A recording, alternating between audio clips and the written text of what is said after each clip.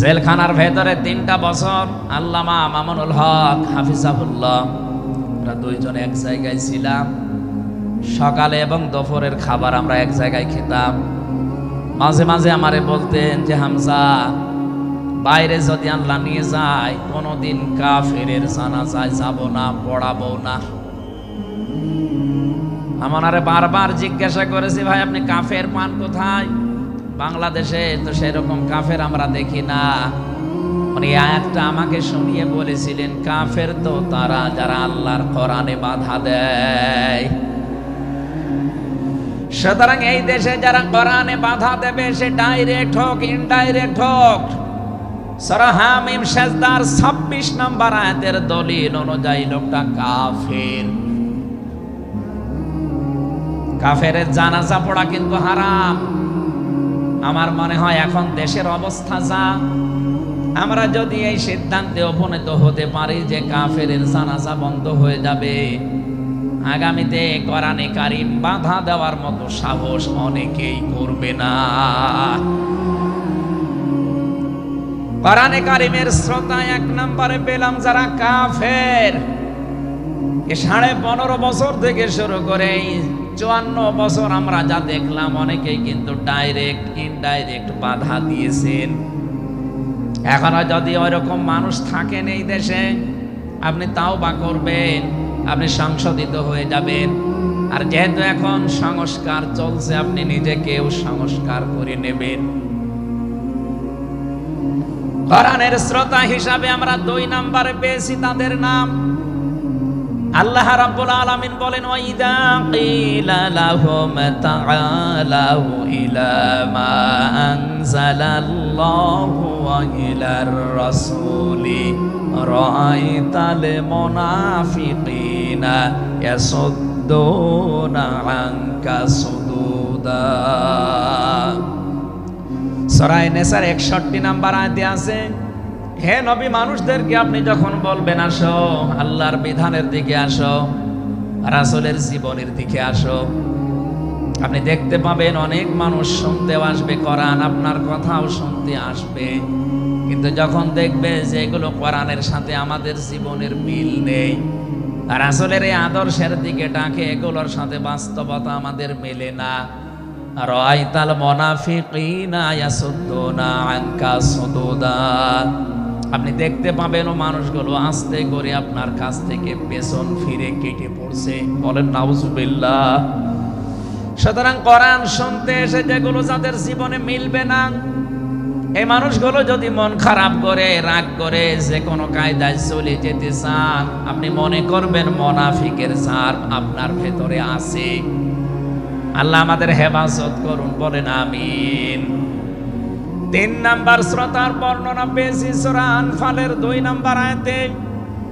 আল্লাহ পাক বলেন, ইন্নামাল মুমিনুনা আল্লাযীনা ইযা যুকিরাল্লাহু ওয়াজিলাত কুলুবুহুম ওয়া ইযা তুলিয়াত আলাইহিম আয়াতুহু যাদাতুহুম ঈমানা ওয়া আলা রাব্বিহিম ইয়াতাওয়াক্কালুন। চিৎকার করে বলেন আল্লাহু আকবার। আল্লাহ পাক বলেন, আমার দৃষ্টিতে তো কোরআনের শ্রোতা আসল এবং মুমিন তারা, যাদের সামনে আমার নাম উচ্চারণ হলে তাদের অন্তরাত্মা কেঁপে ওঠে, আমার আয়াতগুলো তাদের সামনে তেলাওয়াত হলে এ মানুষগুলোর ঈমান ভেতরে যা আছে এটা আরো বেড়ে যায়। এখানে যাদাতুহুম ঈমান আর ব্যাখ্যায় আমি দেখেছি, শরীরের পশমগুলো দেখবেন আপনি হঠাৎ খাড়া হয়ে যাবে, বাম স্তনের 2 আঙ্গুল নিচে একটা গোস্তের টুকরা আছে, ওটা কাঁপবে, কাঁপাকাঁপি করবে, একটা অনির্বচন শোক আপনি আলাদা অনুভব করবেন। এই 3টা যদি এখন আমাদের ভেতরে তৈরি হয়, আলা রাব্বিহিম ইয়াতাওয়াক্কালুন, বাড়ি যাওয়ার আগে এই সিদ্ধান্ত নিয়ে যাওয়া যাবে যে আল্লাহ ছাড়া আর কারো উপরে আমরা ভরসা করি না। বলেন সুবহানাল্লাহ। এই 3টা আয়াত দিয়ে আমি বোঝাতে চেয়েছি কাফের কারা, মুনাফিক কারা, আল্লাহর দৃষ্টিতে মুমিন কারা। তিন নাম্বারে এই তরিকায় যদি আমরা এই তিনটি গুণ অর্জন করতে পারি, আজকে আল্লাহর কথাগুলো শুনলে আপনার ভেতরে কাঁপ ধরবে। দুই নাম্বারে আল্লাহর আয়াত তেলাওয়াত হবে, যখন বুঝতে পারবেন যে কি বলে।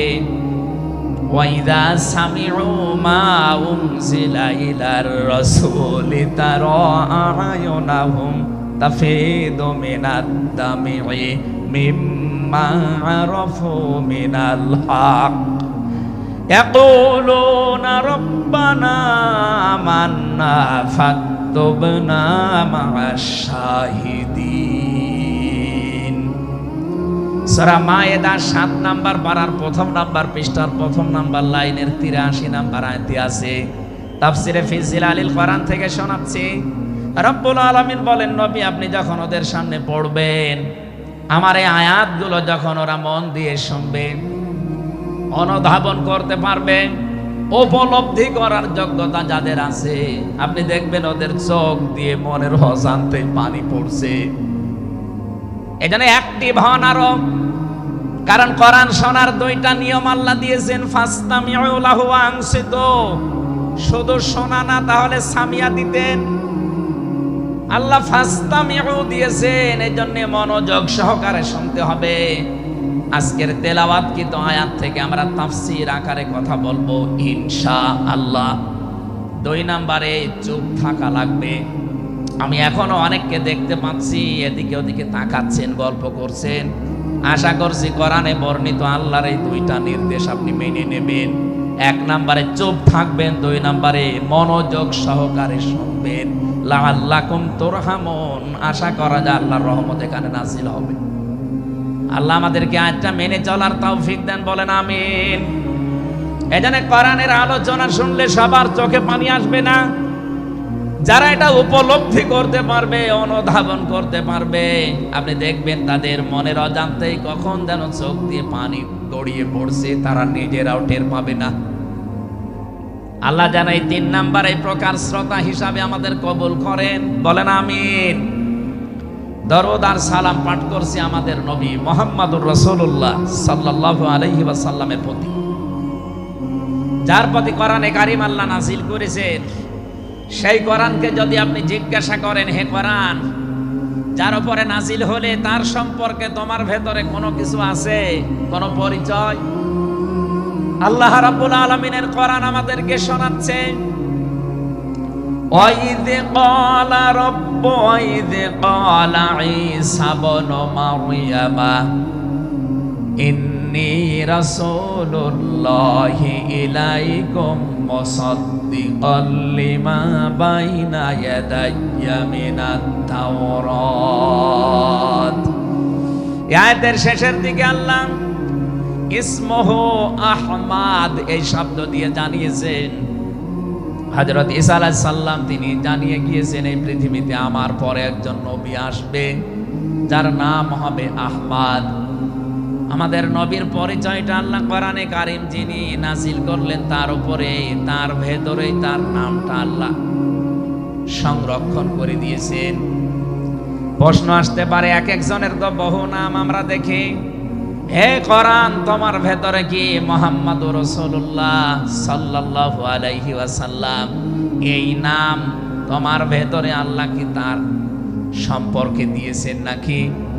আমরা যে তেলাওয়াত করেছি সূরা ফাতিহা, এই সূরা থেকে যেহেতু আজকে আলোচনা করব, এই সূরার প্রথম আয়াতে আমার আল্লাহ আমার নবীর নামকে উল্লেখ করে জানিয়েছেন। এটা ২৯ নাম্বার আয়াত, মুহাম্মাদুর রাসূলুল্লাহ।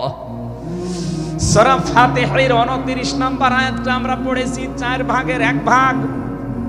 এই আয়াত থেকে আমরা আজকের আলোচনার বিষয় সাজিয়েছি। আমার আজকের বিষয়বস্তু, আমরা মুহাম্মাদুর রাসূলুল্লাহর উম্মত হতে চাই। সত্যি যদি আল্লাহর দৃষ্টিতে বিশ্বনবী মুহাম্মাদুর রাসূলুল্লাহর উম্মত আমরা হতে চাই, মাস্ট বি তেলাওয়াতকৃত আয়াতের এই বর্ণিত গুণগুলো আমাদের এখন থেকেই অর্জন আরম্ভ করা লাগবে। আমি সহ যারা এসেছি অবশ্যই আল্লাহ এই গুণগুলো এখন থেকে যেন পালন করার তৌফিক আমাদেরকে দান করেন, আমিন। সূরার নাম সূরা ফাতিহা। ফাতাহ মানে বিজয়। এই সূরার প্রথম আয়াতের ভেতরে এই শব্দটা আছে, এখান থেকে নামকরণ করা হয়েছে। আল্লাহ রাব্বুল আলামিন বলেন, ইন্না ফাতাহনা লাকা ফাতহাম মুবিনা।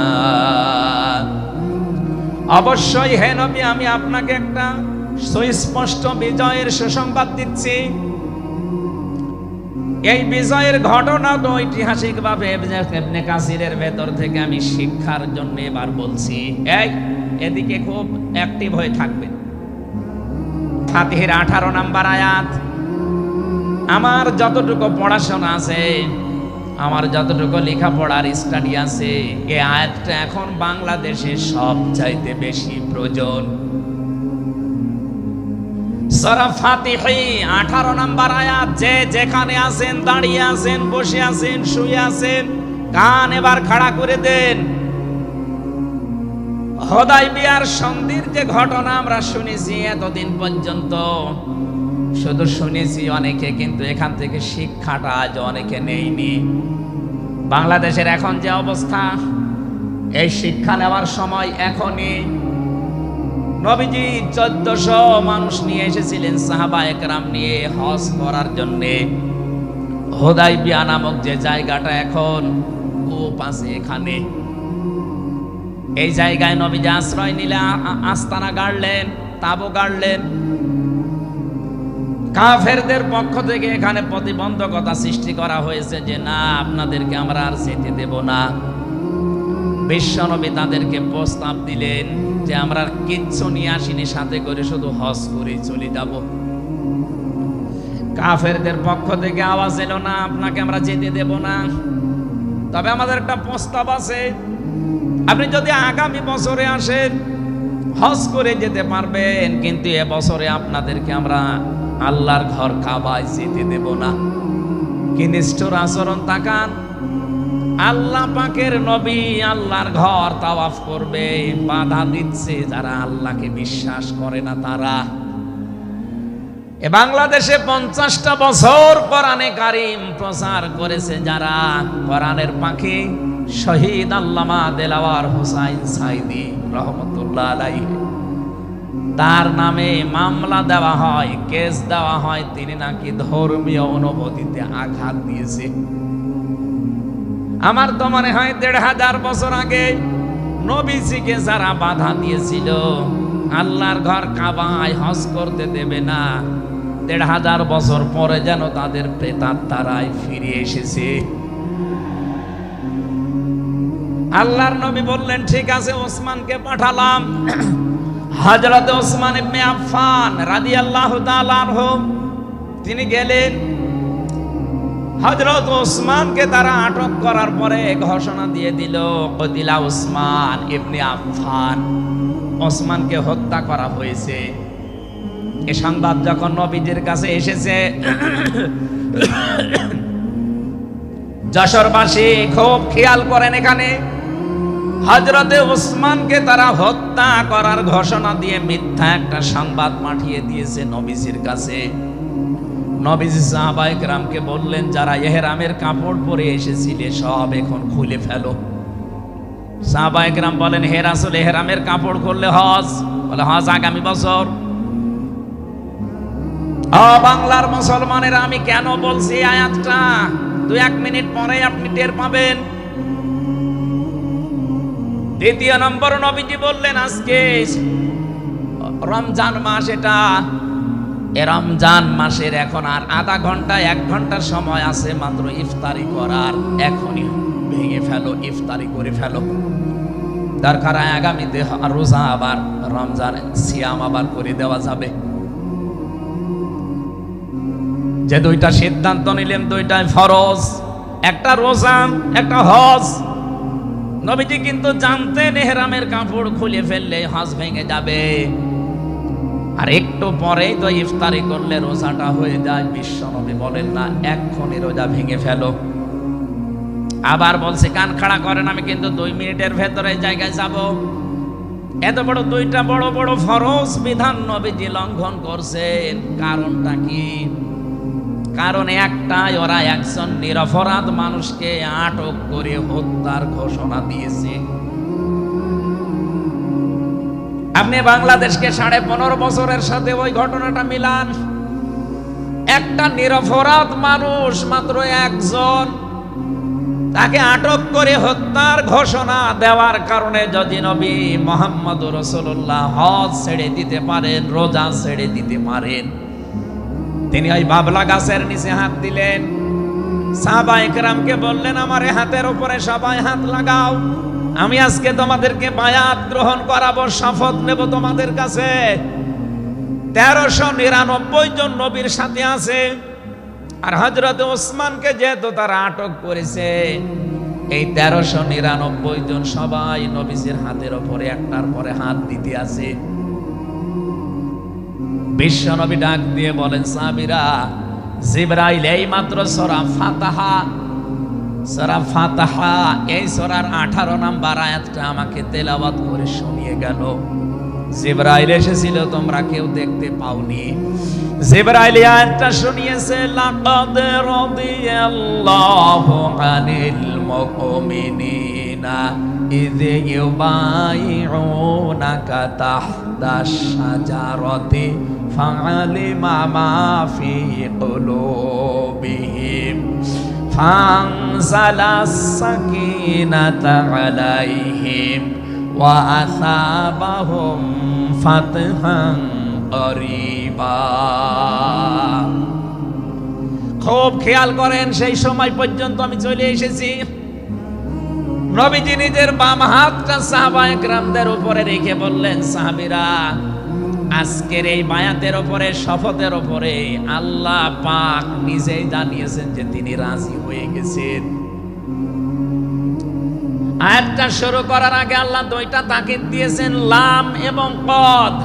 লাকাদ রাদিয়াল্লাহু আনিল মুমিনিন। আল্লাহ পাক বলেন, আমি নিজে মুমিনদের উপরে অবশ্যই অবশ্যই রাজি হয়ে গেছি। রাজি হব না, হয়ে গেছি। তাহতা শাজারাতি, এই গাছের নিচে আপনার হাতের উপরে যারা হাত দিয়ে আজকে শপথ বাক্য পাঠ করছে যে ওসমান হত্যার বদলা না নিয়ে কেউ মদিনায় ফেরত যাবে না, আমি আল্লাহ তাদের মনের খবর যেহেতু জানি, ফাআলিমা মা ফি কুলুবিহিম, তারা যে শপথ নিচ্ছে এটা কিন্তু লোক দেখানোর জন্য না, এটা মন থেকে। ফানসালাস সাকিনাতা আলাইহিম, তাদের উপরে আমি আল্লাহর প্রশান্তি নাযিল হয়ে গেছে অলরেডি। ওয়া আসাবাহুম ফাতাহান করিবা, তাদেরকে আমি আসন্ন একটা বিজয়ের সুসংবাদ দিচ্ছি। সুতরাং এই বায়াতের রিদওয়ানের উপরে যেহেতু সবাই হাত দিয়েছে, ওসমানের হাতটা এখানে নেই, হে নবী আপনার বাম হাতটা উপরে তুলে ধরেন, এইটাই আমি ওসমানের হাত হিসাবে মেনে নিলাম। তার মানে 1400 মানুষের উপরে আমি আল্লাহ অলরেডি রাজি হয়ে গেছি। আমার মুসলমান ভাইরা, এবার আমি খেয়াল করার জন্য আর একবার বলছি, এইটা বলার জন্য আমি এতক্ষণ ঘুরছিলাম। একটা নিরপরাধ মানুষকে ওরা মিথ্যা তথ্য ছড়িয়েছে যে আটক করা হয়েছে, মেরে ফেলা হয়েছে, হত্যা করা হয়েছে। নবীজি একজন মানুষের জীবনের বদলা নেওয়ার জন্য 1400 মানুষকে তিনি বায়াত করাচ্ছেন, শপথ বাক্য পাঠ করাচ্ছেন। একটু খেয়াল করেন তো, একজন মানুষের জীবনের জন্য জীবন দিতে প্রস্তুত 1399 জন, আর নবী সহ। এমন বাক্য তিনি পাঠ করিয়েছেন, এমন শপথ নিয়েছেন যে আল্লাহ অলরেডি রাজি হয়ে আয়াত নাজিল করছেন। নবীজি বললেন ওরা ওসমানকে হত্যা করেছে, ওসমান একজন নিরপরাধ মানুষ। একটা নিরপরাধ মানুষকে বিনা কারণে আটক করে হত্যা করেছে, ওদের কোনো ক্ষমা নেই। আমরা আজকে 1400 মানুষ শপথ নিলাম, ওদেরকে হত্যার প্রতিশোধ না নিয়ে আমরা কোনোদিন আর মক্কা মদিনায় ফেরত যাব না।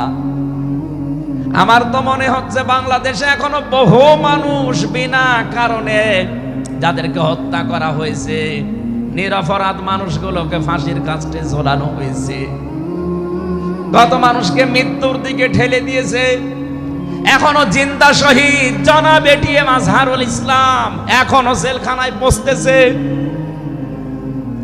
বানানো বিচার ব্যবস্থা, বানানো বিচারপতি, নিজেদের উকিল, নিজেদের পিপি, নিজেদের সাক্ষী, নিজেদের রায় সব দিয়ে একটা মানুষকে আর 17 বছর আপনি আটক করে রেখেছেন। আমার তো মনে হয় এখন সময়ের দাবি। সূরা ফাতিহা থেকে যেহেতু তাফসীর শুনছেন, আজ এই বাংলার 18 কোটি জনগণের উপরে যদি আল্লাহ পাক খুশি হতে চান, এই নিরপরাধ মানুষগুলোকে জেলখানা থেকে মুক্ত করা লাগবে।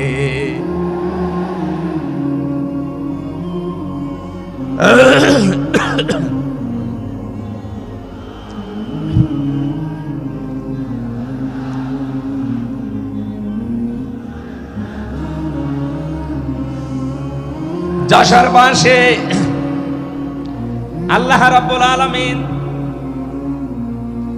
এখানে কয়েকটা বিষয় আমাদেরকে উপহার দিতে চেয়েছেন সুসংবাদের মাধ্যমে। 1 নম্বরে আল্লাহ বলেন আমি রাজি হয়ে যাব। 2 নম্বরে ওদের মনের মূল কথাগুলো যেহেতু আমি জানি, সুতরাং যারা নারায়ে তাকবীর আল্লাহু আকবার স্লোগান দিয়ে এই মাজলুম মানুষটার পক্ষে অবস্থান নিলেন, আমার তো মনে হচ্ছে ফানজালা সাকিনাতা আলাইহিম, আল্লাহ পাক তার রহমত এখন এই দেশের উপরে নাযিল করবে। 2 নম্বরে ওয়াসাবাহুম ফাতাহান করিবা, একেবারে সুপ্রসন্ন নিকটবর্তী বিজয় আমাদেরকে আল্লাহ এই মাজলুম মানুষটার পক্ষে দাঁড়ানোর কারণে দেবে। আমি আজকেও একজন জেলখাটা মানুষের সাথে কথা বলছিলাম, তিনিও প্রায় 3.5-4 বছর জেলে ছিলেন। তিনি জানাচ্ছিলেন যে হামজা ভাই, আসলে আমরা যারা জেলে ছিলাম তারা ছাড়া এটা বোঝানো সম্ভব না। বহু মানুষ বিনা অপরাধে, বিশেষ করে 15.5 বছরে তো হবে, বিনা কারণে বিনা অপরাধে কিচ্ছু জানে না, বছরের পর বছর জেলে বসতেছে। ওরা যদি একজন নিরপরাধ মানুষকে মিথ্যা কথা ছড়িয়ে দেওয়ার কারণে নবী যেরকম সিদ্ধান্ত নিতে পারে, আজ বাংলার 18 কোটি মানুষ দল বেদল সব ভুলে গিয়ে নিরপরাধ যত মানুষ জেলে ভর্তি আছে, গুম হয়েছিল, খুন হয়েছিল যারা, এদের পক্ষে দাঁড়াতে যদি সত্যি আপনি মন থেকে এগিয়ে আসতে পারেন, আল্লাহর কসম আমাদের সামনে আল্লাহ বিজয় দেখাবেন। বিজয় আমরা দেখতে পাচ্ছি সূরা কসস 20 নম্বর পারার 4 নম্বর পৃষ্ঠার 15 নম্বর লাইনের 5 নম্বর আয়াত। বাড়িতে যে আয়াতটা তাফসীর দেখবেন, আল্লাহ রাব্বুল আলামিন বলেন নুরিদু আন্নামুন্না আলাল্লাযীনা ইসতাদঈফু ফিল আরদ ওয়া নাজআলাহুম আইম্মাতাও ওয়া নাজআলাহুমুল ওয়ারিসিন। আমি আল্লাহ একটা ইচ্ছা করলাম, হাজার হাজার বছর আগে হে নবী, এই পৃথিবীর ময়দানে ফেরাউন নামে একটা লোক ছিল। রাষ্ট্রীয় ক্ষমতায় থাকার কারণে ওই দেশে বিভিন্ন দলে বিদলে বিভক্ত করে মানুষকে রেখেছিল, আর একটা দলকে সে টার্গেট নিয়ে কোণঠাসা করে, ছোট করে, হীন করে রেখেছিল। সেই দলটা ছিল মুসা নবীর দল। আমি আল্লাহ একটা ইচ্ছা করলাম, জমিনের উপরে যাদেরকে দুর্বল করে রেখেছে ফেরাউন, এই দুর্বল দলের উপরে আমি আল্লাহ মনন করব। মনন মানে অনুগ্রহ করা, দয়া করা। আমি আল্লাহ দয়া করব তাদের উপরে, মনন করব। এই কারণ আমি তাদেরকে জমিনের শাসন ক্ষমতায় বসাতে চাই, জমিনের উত্তরাধিকারী তাদেরকে বানিয়ে দিতে চাই।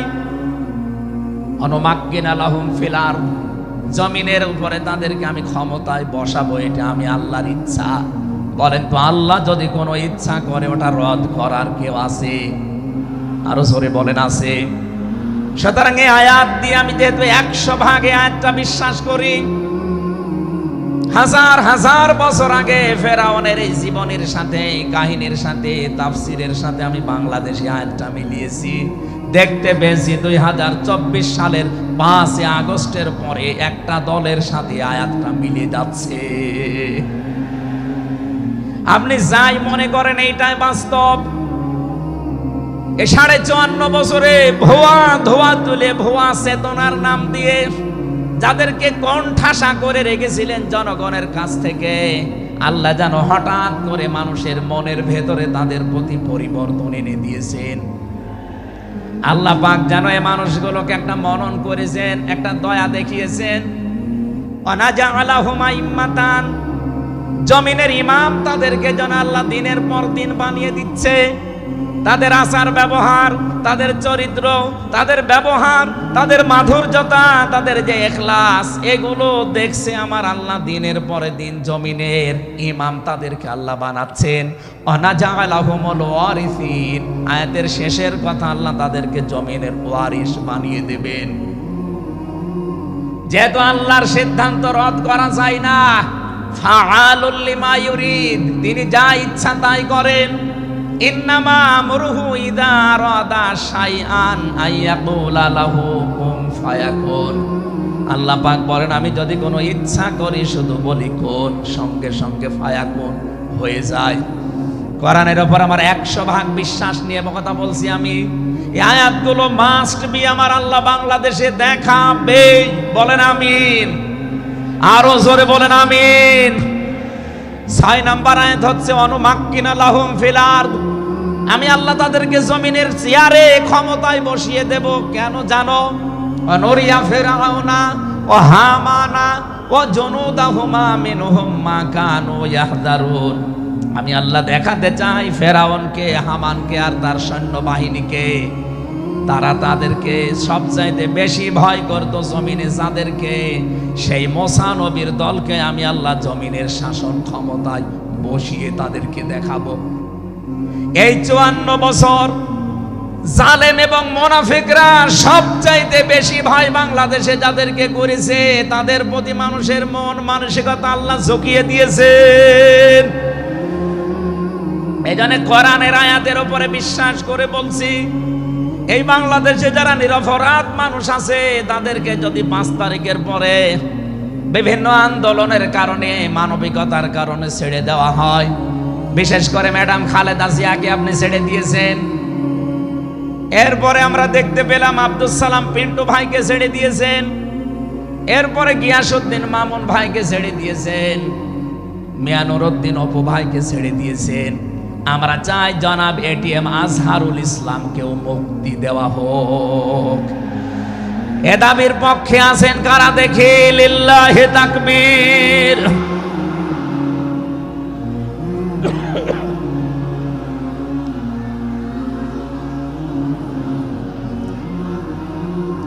আলহামদুলিল্লাহ। ভাই, আমি আয়াতটা পড়লাম এই জন্যে, 1500 বছর আগে একটা নিরপরাধ মানুষের পক্ষে দাঁড়ানোর কারণে যদি আল্লাহ এতগুলো সুসংবাদ দিতে পারে, সাকিনা নাজিল করা, সুপ্রসন্ন একেবারে নিকটবর্তী বিজয় দেওয়া, আমরা যদি আজ নিরপরাধ মানুষগুলো যারা আজ জুলুমের শিকার হয়ে 15.5 বছর 17 বছর মানবেতর জীবন যাপন করছে, আমি তো 3 বছর তার ভুক্তভোগী। 3টা বছর আমাদেরকে ফাঁসির কন্ডেম সেলের ভেতরে 24 ঘন্টা লকআপ দিয়ে রাখতেন। কি করেছিলাম আমরা? আজকে এই যে মাহফিলের 6 জন আলেমের ভেতরে আমরা 3 জনই এক জায়গায় ছিলাম জেলখানায়, আর বাকি 3 জনের ভেতরে একজন তো বাইরের দেশে, আর 2 জন আব্দুল হাই সাইফুল্লাহ, শাইখ আহমদুল্লাহ, 2 জন মুসলিম। তাদেরকেও কোরআনের কথায় দেশে 15.5 বছর আপনারা বলতে দেননি।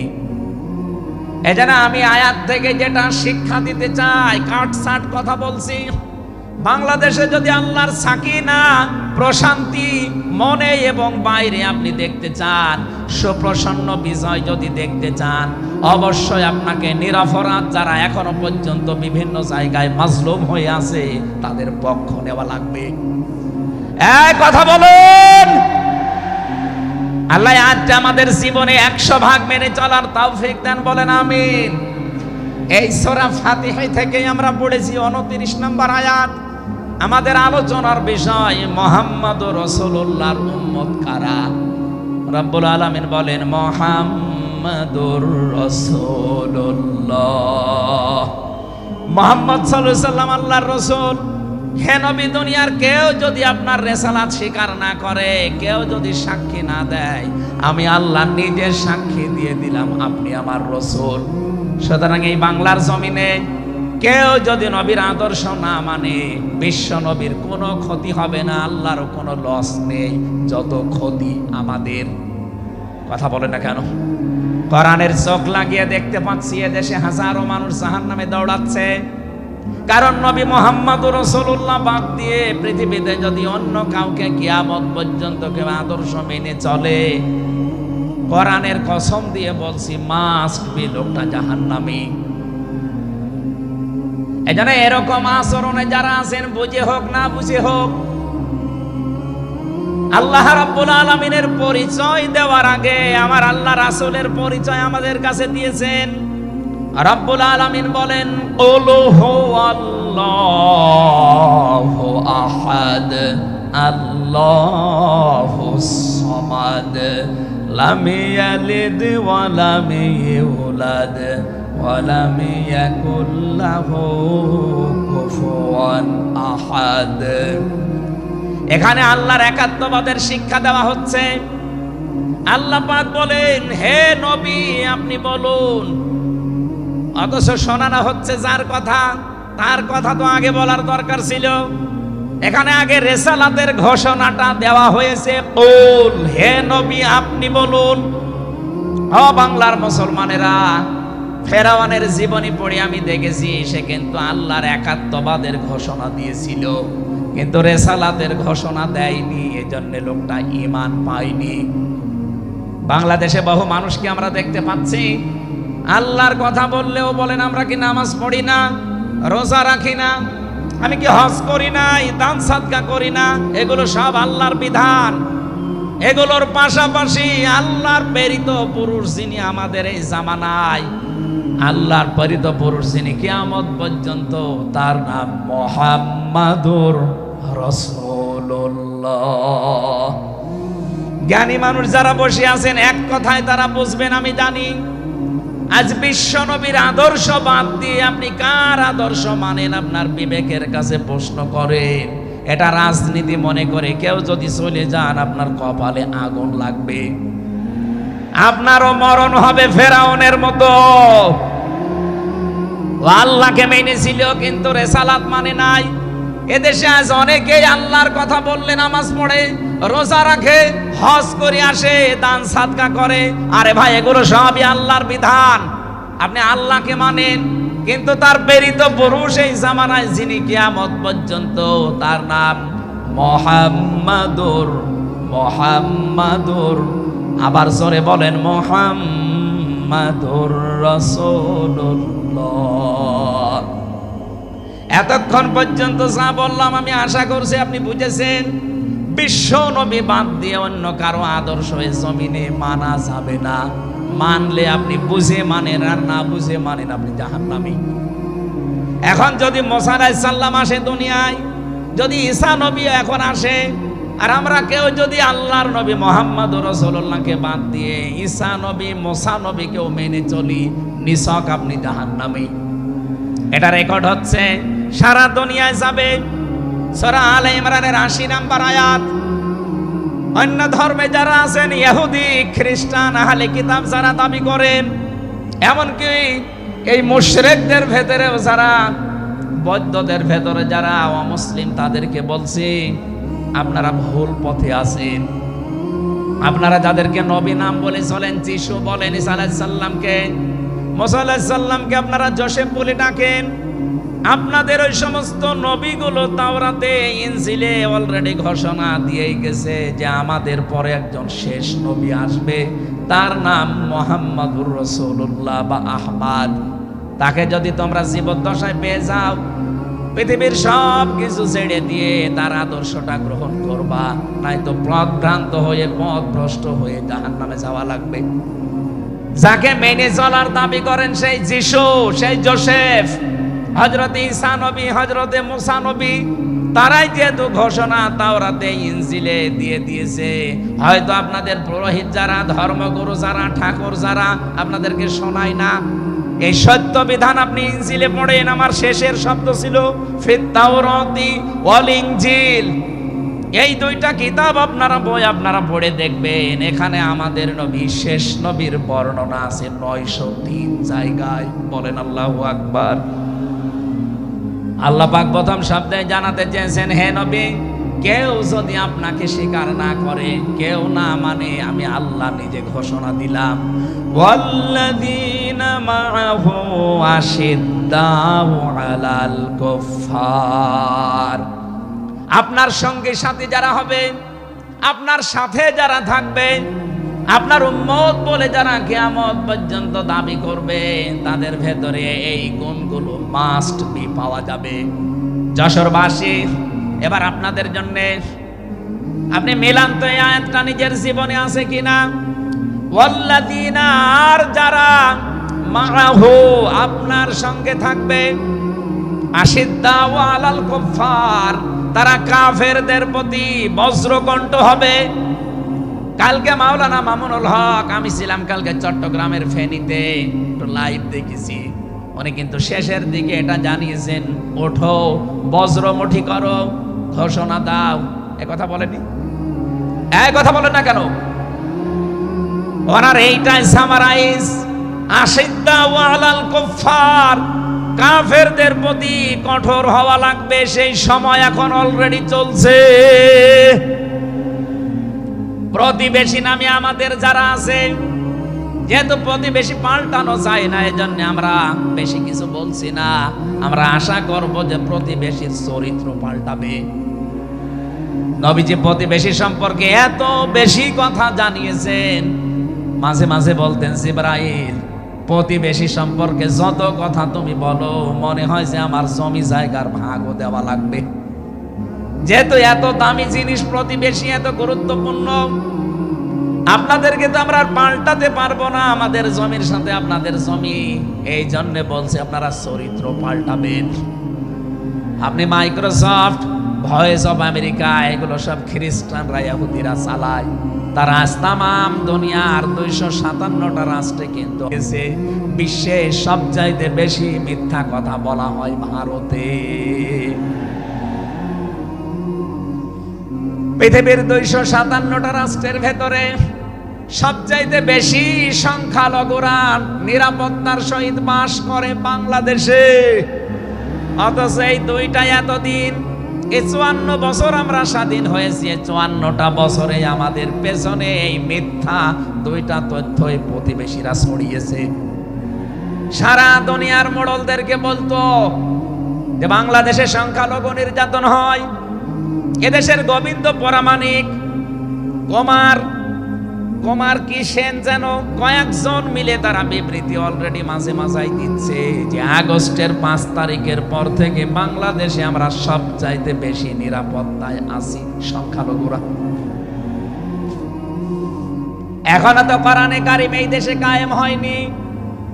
আমি কোরআনের এই অনুষ্ঠান থেকে আপনাদেরকে গ্যারান্টি দিতে পারি, আল্লাহর কসম, কোরআনে কারিম যদি এদেশের রাষ্ট্রীয় ক্ষমতায় চলে আসে, বাংলাদেশে সবচাইতে বেশি নিরাপদে থাকবে সংখ্যালঘুরা। একজন মুসলমানের মাথায় যদি কেউ আঘাত করে, একটা গুনাহ হবে। একটা অমুসলিমের গায়ে যদি কেউ আঘাত করে, ডবল গুনাহ হবে।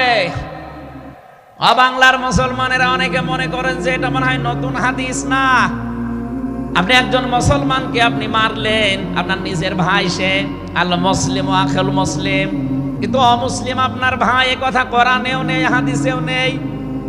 কে কথা বলে না কেন? 3টা বিষয় যদি কারো ভেতরে পান, সে যেই হোক। 1 নম্বরে কেউ যদি আমার কেবলাকে কেবলা মনে করে, ফাহুয়া আখি, সে আমার ভাই। 2 নম্বরে আমার জবাই করা জিনিস যদি সে খেতে চায়, ফাহুয়া আখি, সে আমার ভাই। 3 নম্বরে সে যদি আমার মতো নামাজ পড়ে, সে আমার ভাই।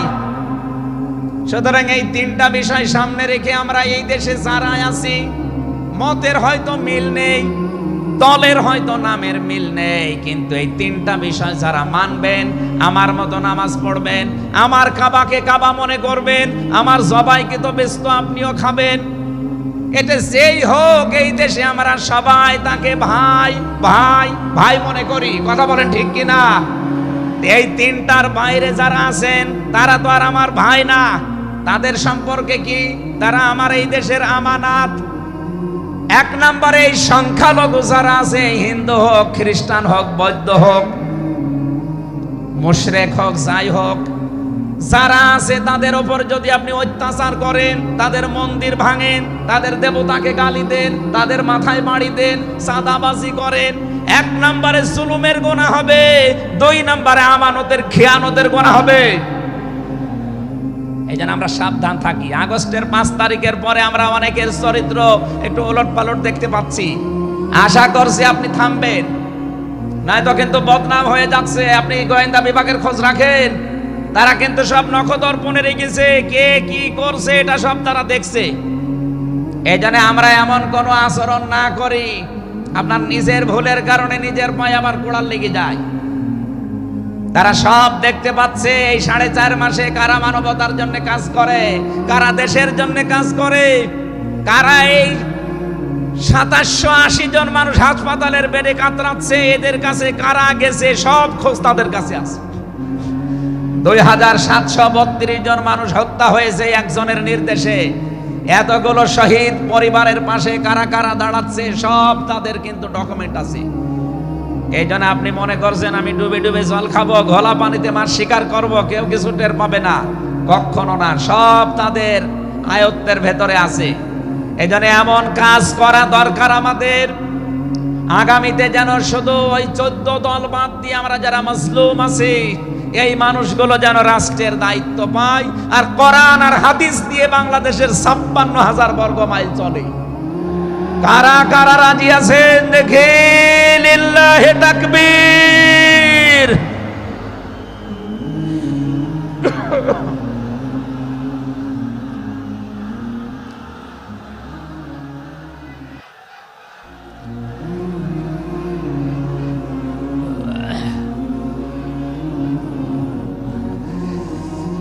আমার ভাইরা, এবার আমি মূল কথায় যাচ্ছি। মুহাম্মদ রাসূলুল্লাহর উম্মত হতে হলে আমাদেরকে বজ্রমুষ্টি হওয়া লাগবে, ঐক্যবদ্ধ হওয়া লাগবে। যারা নবীর উম্মত, কাফের যারা, তাদের বিরুদ্ধে। আমি কাফেরের পরিচয় সে প্রথমে দিয়েছি। যে মানুষগুলো কোরআনে কারিমে বাধা দেয়, কোরআনের শিক্ষায়, কোরআনের প্রচারে, কোরআনের প্রসারে, কোরআন কায়েমে যারাই বাংলাদেশে বাধা দেবে, তার নাম আব্দুল আলিম হতে পারে কে কাফের। এদের বিরুদ্ধে কঠোর হওয়া লাগবে আপনাকে। আমি আবার বোঝার জন্য বলছি, নাম হয়তো আপনার আল্লাহর নাম আপনি নিয়েছেন আব্দুল আলিম, আব্দুল খালেক, কিন্তু আপনার কাজ যদি কোরআন প্রচারে বাধা দেওয়া হয়, ডাইরেক্ট ইনডাইরেক্ট, অবশ্যই আপনি বুঝতে পেরেছেন আমি কি বলছি। আপনি কিন্তু আর সাধারণ মানুষ নেই, আপনি মুনাফিকও নেই, আপনি মুসলমানও নেই, আপনি কাফের হয়ে গেছেন। আল্লাহ আমাদের হেফাজত করুন, বলেন আমিন। কাফেরদের যত অনুষ্ঠান আছে সেখানেও কড়াকড়ি করা লাগবে আপনাকে। কে বলেছে ধর্ম যার যার উৎসব সবার? এটা কুফরি কথা। ধর্ম যার যার, উৎসব তার তার। এই কথা বলুন। মান তাশাব্বাহা বিকওমিন ফাহুয়া মিনহুম। যার সাথে যার সাদৃশ্য মিলবে, সে আচার ব্যবহারে, ধর্মীয় রীতিনীতিতে কিয়ামতের দিন তার সাথে থাকা লাগবে। কোনদিন আজ পর্যন্ত আপনি পিটিয়েও কোন হিন্দু ভাইকে গরু জবাই করেন যখন কোরবানি দেওয়ার জন্য, তাকে পাবেন। তারা জানে যেটা আমাদের ধর্মীয় অনুষ্ঠান না, এই জন্য তারা আসে না, ঠিক করে তারা আসে না। আপনি কোন কারণে সেখানে যাবেন?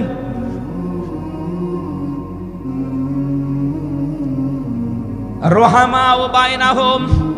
দ্বিতীয় নম্বরে আমরা পেয়েছি নিজেদের ভেতরে মহব্বত, ভালোবাসা, সম্প্রীতি, মায়া, মমতা। এটা নিজেদের ভেতরে বাড়ানো লাগবে। আপনি নবীর উম্মত হতে চান, অথচ এটা নিজেদের ভেতরে আরো দূরত্ব তৈরি করেন না। এটা নিজেদের ভেতরে আরো স্যাক্রিফাইস করে হোক, ডাকাডাকি করে হোক, নিজেদের ভেতরে এটা তৈরি করা লাগবে আরো বেশি। তারাহুম রুক্কান সুজ্জাদা। হে নবী, আপনার উম্মত যারা, আপনার সাথে যারা আছে, তাদেরকে দেখতে পাবেন আল্লাহর সন্তুষ্টি এবং অনুগ্রহ তালাশ করার জন্যে। তারা রুকু এবং সেজদাকারী অবস্থায় তাদের দেখতে পাবেন।